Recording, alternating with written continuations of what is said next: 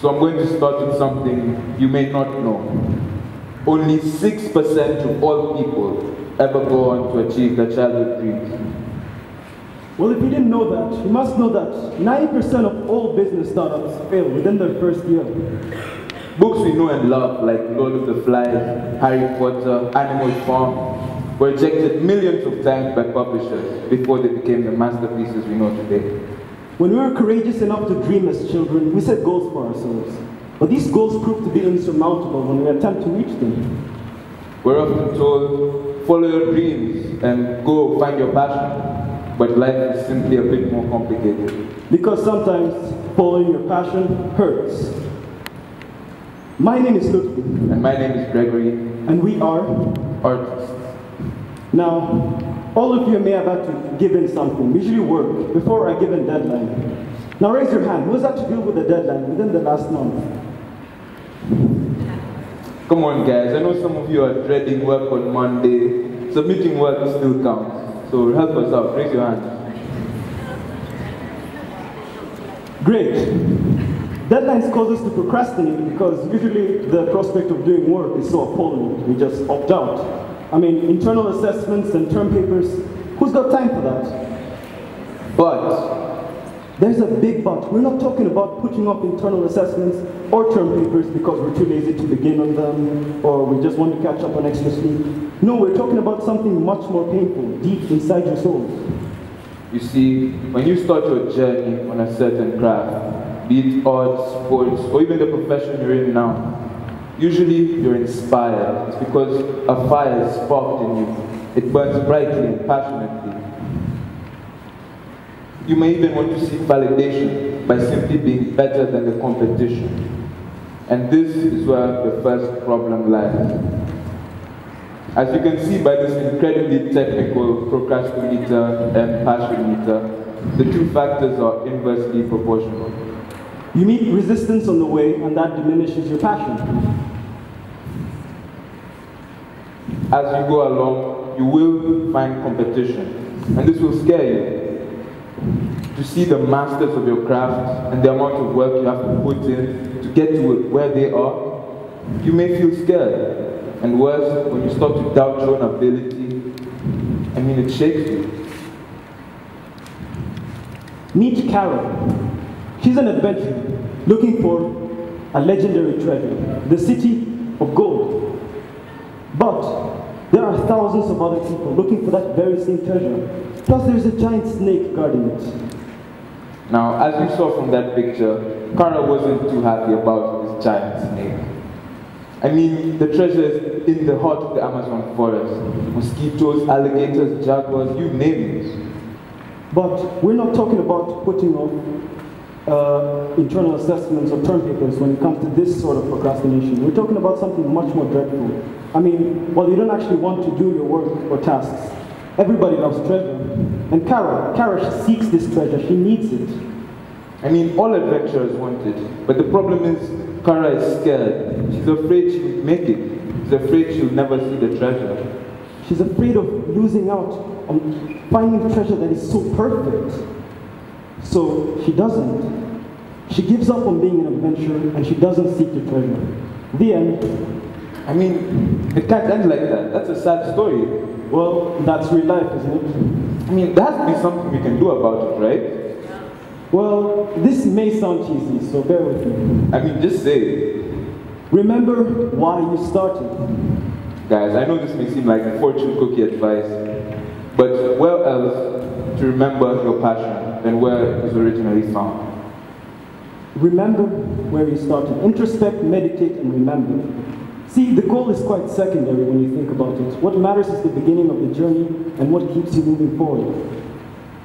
I mean, it may seem very black and white, but the best thing about being at the beginning is that you're at the very bottom. But the good thing about that is, when you're at the very bottom, you can't go any further down. The only direction is upwards. And that's what's going to motivate you. So, Lotfi, how about you change the story? Gladly. So Kara watches a bunch of Indiana Jones movies. She gets all fired up in the adventurer mood. She learns how to use a firearm. And she gets a bunch of friends to go along with her. She's excited. Now Carol, with her firearm, her karate black belt, and all of her friends, goes out and seeks the city of gold. And she finds it. The end. But there's one big question. Is she happy? I mean, why wouldn't she be? She found the city of gold. Well, yes, she found the city of gold and she was rewarded. She got $5 billion. She became rich and retired early, but did that really make her happy? Again, why wouldn't she be? Because for her, it's not enough. I mean, her perfection, the city of gold, was a perfection because she didn't think she could reach it. But now that she did, it might seem a bit cheap to her. Cheap? The city of gold? I mean, $5 million? There's nothing cheap about that. Exactly. Despite all of her passion and lack of procrastination, I mean, she found the city. There's still one last fatal flaw about her attitude. It's known as perfectionism. Yes.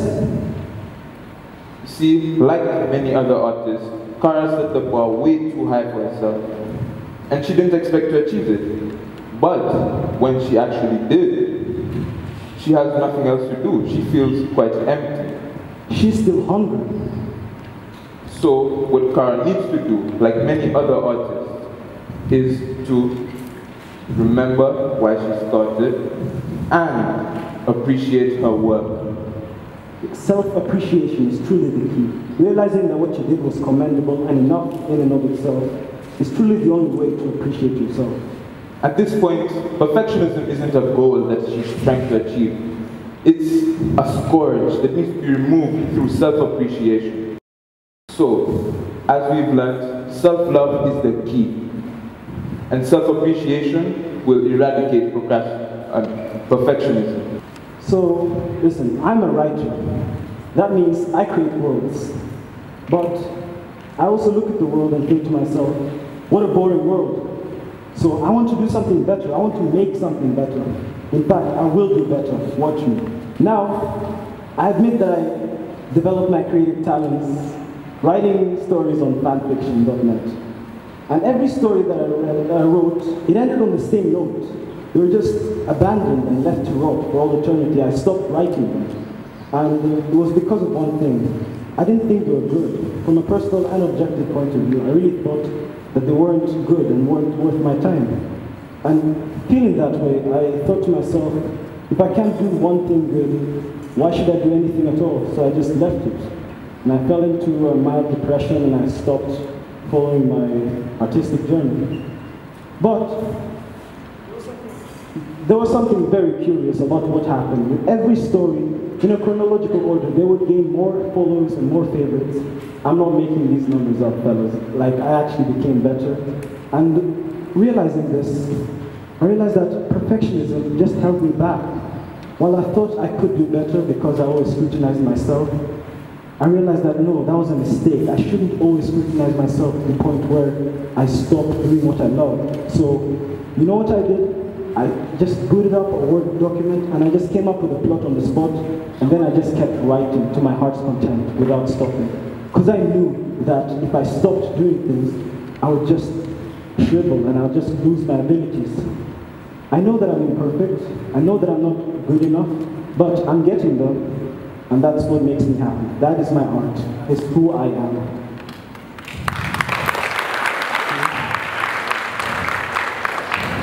As an artist, I reject this mundane, boring reality.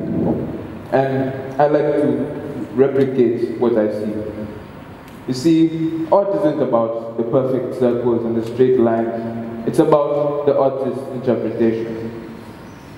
The reason I consider myself quite skilled is because of the level of scrutiny I apply to myself. If I held my friends and family to the same standard, well, you wouldn't be seeing me here today.